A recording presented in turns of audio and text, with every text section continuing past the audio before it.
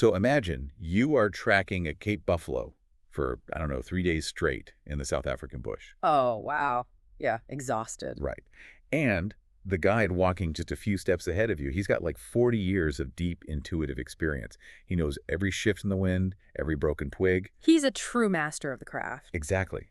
But if you stop and think about the actual mechanics of how you ended up thousands of miles from home, walking behind this specific veteran well, the reason actually isn't his tracking skills. Because you didn't know about his tracking skills when you were sitting on your couch back in New York. You hit the nail on the head. You are walking behind him because his 22-year-old nephew knew how to integrate a live Google Calendar into a digital marketplace. It's crazy when you put it like that, but it is a profound shift in how this entire industry operates. I mean, the bushcraft is obviously still the product, Right. but the discovery, the trust, and the transaction, all of that has entirely relocated to the digital realm. And what we are looking at in our stack of sources today is just a fundamental rewiring of a legacy industry. It really is. We're tracking the rollout of this massive infrastructure platform called HuntNetwork, along with its educational arm, which is HuntNetwork-Skool. So the mission for today's deep dive is to really unpack this massive market disruption. We are putting on our industry analysis hats to look at how a very traditional, very old school business, the global hunting and safari sector, is essentially being forced through this inevitable digital transformation. Yeah.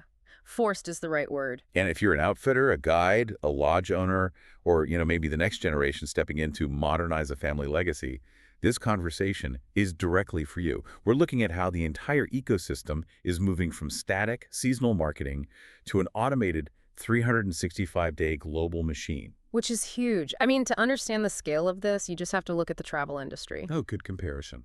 Yeah, think about it before platforms like Booking.com or Airbnb. If you had a cabin to rent, you'd put an ad in the back of some magazine, maybe spin up a basic HTML web page, and you just waited. And hoped someone found it. Right. And then those global booking platforms came in and totally standardized the infrastructure. They centralized all the traffic, the availability, and most importantly, the trust. And so Hunt Network is doing exactly that. Exactly that, yeah. But building it exclusively for the hunting industry, which honestly has historically been incredibly fragmented. Okay, let's unpack this because the sources we're analyzing point out a really critical vulnerability in the traditional outfitter business model. Oh, the expo model. Yes, exactly. For decades, the entire customer acquisition strategy for Hunting Lodge relied on the annual expo season. I mean, an outfitter essentially bets their entire year's revenue on a 3-day weekend in Dallas or Vegas. It's terrifying when you think about the risk. It really is. They pack up all their gear, they fly across the globe, pay for flights, hotels, and this exorbitantly expensive booth space. And then they just stand there, shaking hands, hoping to secure enough deposits to keep the lights on for the next 12 months. Yeah, and the capital expenditure required just to play in that old model is staggering. And like you said, the risk is immense. Right, because what if something goes wrong? Exactly. If there is an economic downturn that specific week or, I don't know, a massive snowstorm hits the expo city. Or they just get stuck in a bad corner of the convention center. Yes. If they get a low traffic aisle, their whole year is mathematically ruined. And then when they fly back home, the marketing engine just completely stops. Total radio silence. Right. They go quiet for 9 months, relying entirely on what the sources call the static brochure. I want to focus on that static brochure concept for a second, because an outfitter drops, say, $10,000 on a beautiful custom website. Which a lot of them do. Yeah, and it's got drone footage of the lodge high-resolution galleries of successful hunts, beautifully written copy, but it's fundamentally passive. It just sits there. Exactly. It's like printing a masterpiece of a novel, but never actually putting it on a library shelf or registering it in the catalog. It literally doesn't matter how incredible the story is if the digital breadcrumbs don't lead the buyer to the cover. Right. It does zero work to actively acquire a customer. Nothing.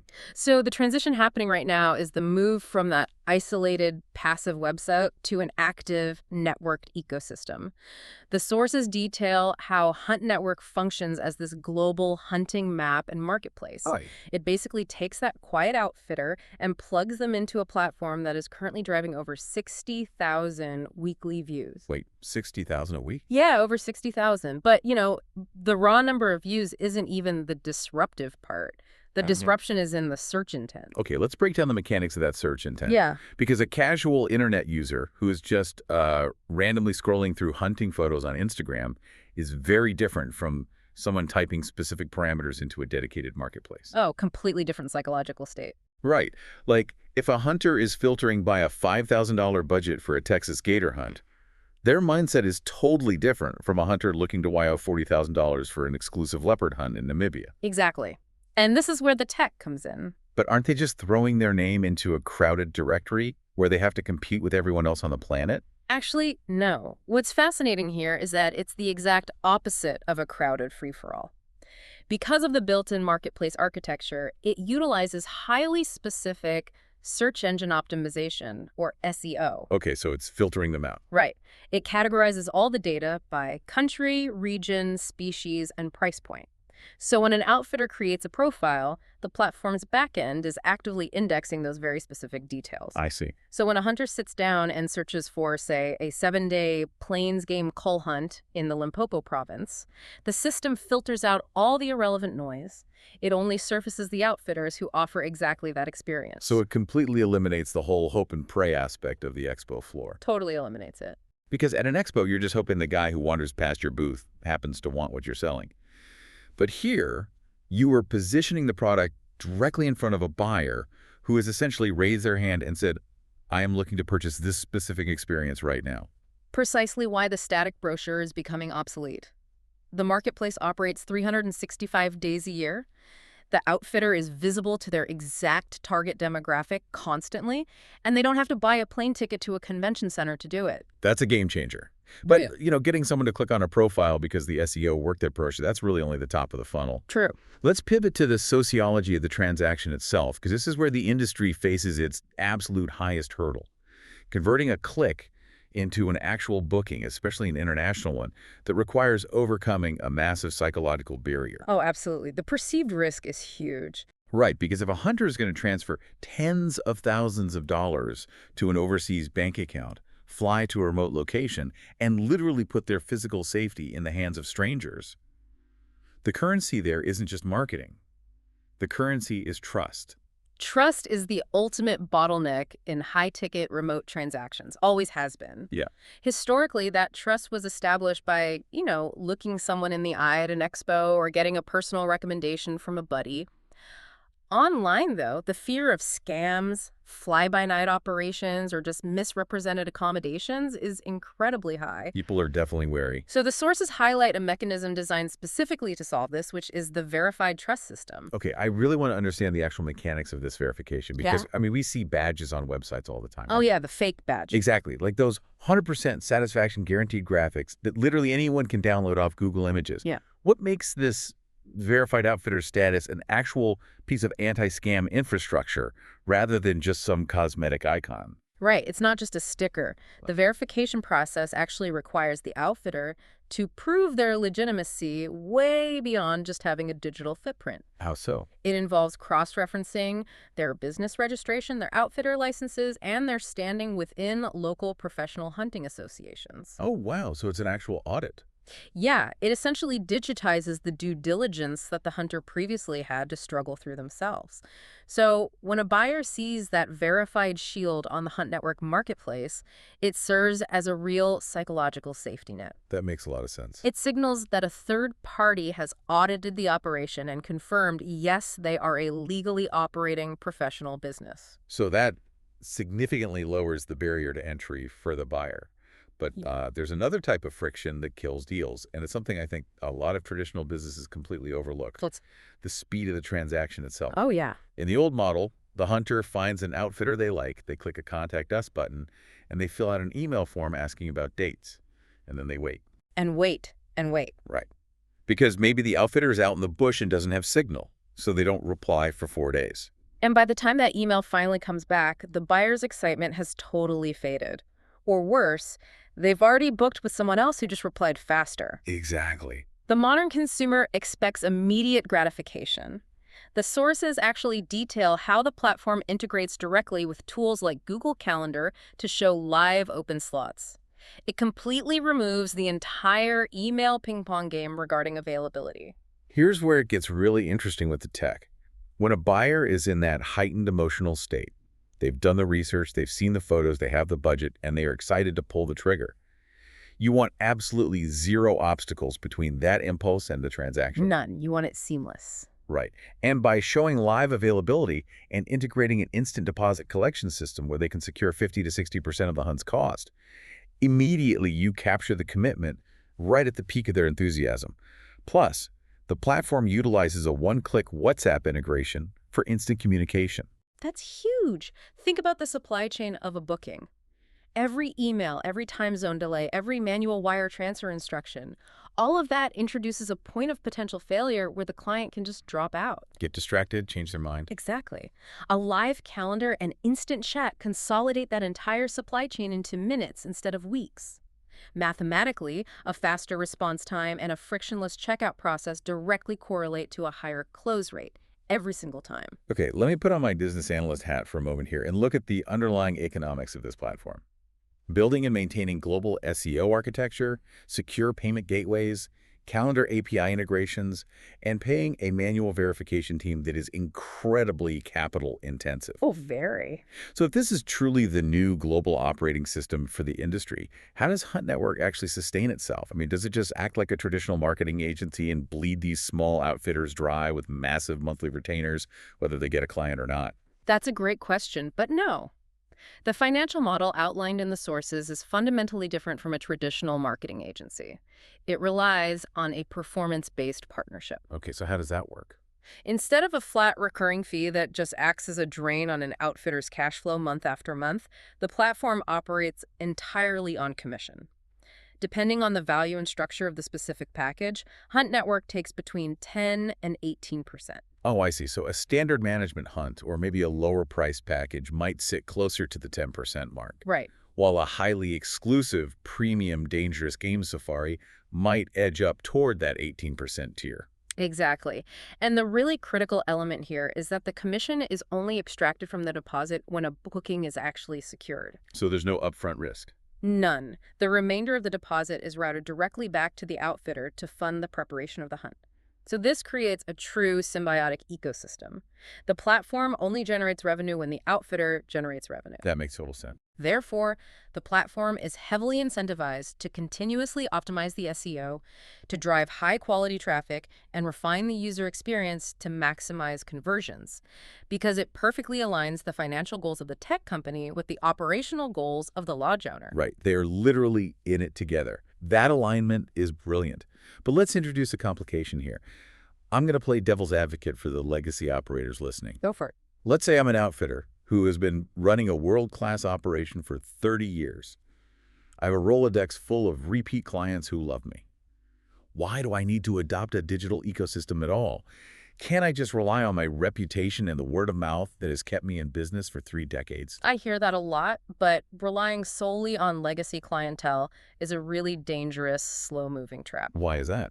Well, the data points concerning client attrition in the hunting industry are pretty stark right now. Your loyal clients who started hunting with you 30 years ago, they are aging out of the sport. Ah, yeah, that's true. They are traveling less, they're taking fewer international flights, and eventually, they just stop booking. If you do not have a mechanism to constantly fill the top of your funnel with a younger demographic, your business is literally going to quietly age itself into bankruptcy. Wow. And that brings us to the most brutal truth found in these sources. Veteran outfitters with decades of incredible bush experience are currently losing market share to 20-something novices. Oh, because the 20-something outfitter, who might only have a fraction of the actual tracking skills, inherently understands how to capture the attention of the modern buyer. They're just native to the digital environment. Exactly. They recognize that authority and likability are now built on a screen before a flight is ever booked. The younger generation is posting behind-the-scenes footage, they're explaining their conservation efforts, showcasing the daily reality of lodge life. They are building this parasocial relationship with the client. So the hunter, sitting in a corporate office in London, watches these updates daily, feels a connection to the outfitter, and by the time they are ready to book, the decision is already made. They feel like they already know them. Exactly. And the veteran who relies on a 30-year-old Rolodex doesn't even get considered because they simply do not exist in the environment where the buyer is actually looking. Man, that generational skills gap is exactly why the sources introduce HuntNetwork-Skool. It's framed as an industry-first 90-day digital marketing sprint. And what really strikes me as significant here is the specialization. Yes, the niche focus. Right, because this isn't some generic corporate seminar teaching you how to run Facebook ads for a real estate firm or software startup. It is built exclusively for the realities of the hunting world. Which is so different. Completely. The curriculum is designed specifically for the professional hunters out in the field, the taxidermists, the lodge managers, the family members stepping in to handle the back office operations. Right, it democratizes the ability to generate attention. But the resistance to this is usually rooted in a big misunderstanding of what modern digital marketing actually requires. Yeah, let me voice the exact pushback I'd expect from a veteran guide. Mm. I am awake before dawn. I am tracking animals in the heat, managing logistics, dealing with anti-poaching units, ensuring client safety. It's grueling work. I am exhausted by sundown. I do not have the time, the energy, or the equipment to become a highly polished social media influencer. And if we connect this to the bigger picture, the curriculum directly dismantles that assumption. The training inside HuntNetwork-Skool actually emphasizes that high-end polished production performs worse than raw authenticity. Wait, really? The unpolished stuff works better. Absolutely. The modern consumer is incredibly cynical about heavily produced advertising. They crave unvarnished reality. The sources actually provide concrete examples of this. Like what? Well, like a shaky 7-second video from a smartphone just showing a scorpion on a dirt road. Just a scorpion. It's a scorpion. Or a quick clip of a tracker reading signs in the Canadian mud. Or even a 10-second pan of the sunrise over the savannah while the coffee is boiling. That's it. So it's about documenting, not creating. You aren't setting up a film shoot with lighting and microphones. You are literally just turning the camera on for a few seconds during the work you're already doing. Precisely. The strategy is daily, authentic presence. When you post those small, raw moments consistently, you invite the prospective client into your world. They get a feel for it. Right. They feel the dust, they understand the environment, and they subconsciously begin to trust the operation. You turn a cold, anonymous lead from the marketplace into a warmed-up, emotionally invested client. This is how you bridge the gap between being just a name on a directory and being the definitive choice for their next adventure. Which really brings a distinct urgency to this entire discussion. Analyzing this from a news desk perspective, we are looking at the calendar right now, and we are at a critical inflection point for the industry. Very critical. We are halfway through the year. The momentum from the January and February expo season is completely dead. Gone. For traditional businesses that operate on the old model, the phones have essentially stopped ringing, and they are entering this dangerous, quiet period where they just hope next year's trade shows go well. Yeah, and the sources highlight a specific enrollment deadline of June 1st for the HuntNetwork-Skool sprint, and the timing of that is highly strategic. Why June 1st? The goal is to utilize this slow season we're in right now to build the digital infrastructure so that when the next major booking cycle begins in the fall and winter, the outfitter already has a fully operational traffic-generating ecosystem in place. The sources actually list the fatal mistakes that outfitters make during this period, and they map perfectly to everything we've been discussing. I bet they do. Yeah. Mistake number 1, relying entirely on seasonal expos and word of mouth. Yeah. Mistake number 2, posting content inconsistently. Maybe dropping one photo a month when they suddenly remember they have a Facebook page. We see that all the time.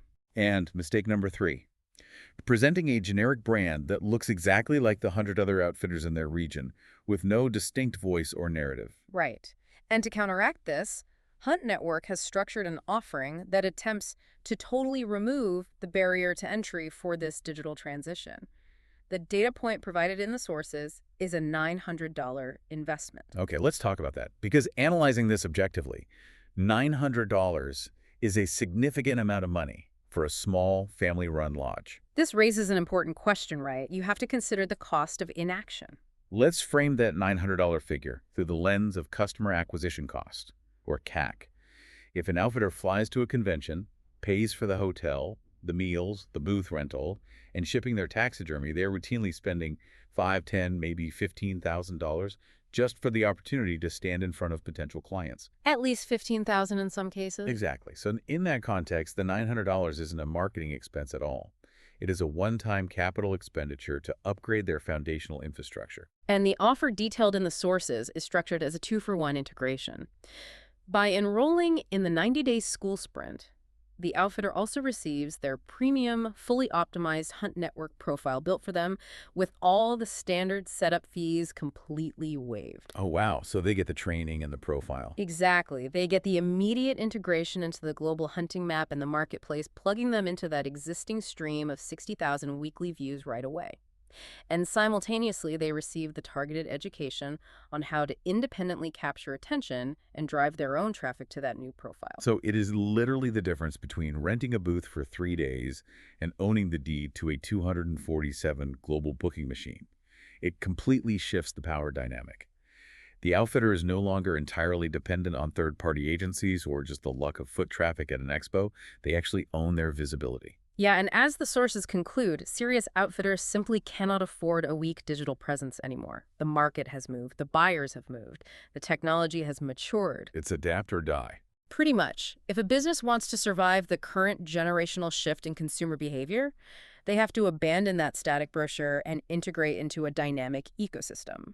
So synthesizing everything we've covered today, the global hunting and safari industry is undergoing the exact same tectonic shift that revolutionized the travel industry. Unquestionably. Platforms like Hunt Network are centralizing the fragmented market. They are solving the SEO problem to connect highly specific buyer intent with specialized outfitters. They are solving the trust problem through rigorous verification systems. And they are solving the friction problem through live calendars and instant communication. It's the whole package. Right. And meanwhile, HuntNetwork-Skool is actively closing the skills gap, teaching veteran operators how to leverage simple, authentic content to compete in this attention economy. Which means whether an operator has 40 years of legacy experience or is a brand new guy just trying to establish their own brand, the tools required to dominate a specific niche are now entirely accessible to them. Anyone can do it. Exactly. It doesn't require a background in software engineering. It just requires a willingness to adapt and the discipline to show up consistently in the digital space. I want to leave our listeners with a final concept drawn from the core philosophy of these sources, because I think it perfectly encapsulates this entire transition. In the hunting world, the ultimate goal has always been the physical trophy, the mount that goes on the wall, representing the culmination of the entire experience. Right, the real, tangible result. But the reality of the modern era is that your online presence is the first trophy. It is the digital trophy your client has to discover, examine, and admire long before they ever decide to book a flight across the world. That's incredibly powerful, and if your digital infrastructure doesn't secure that first trophy in the mind of the buyer, well, another outfitter is going to claim the real one. A brilliant way to contextualize the stakes of this digital shift. You have to win the digital hunt before you ever step foot in the bush, something critical to evaluate as you look at your own business's footprint today.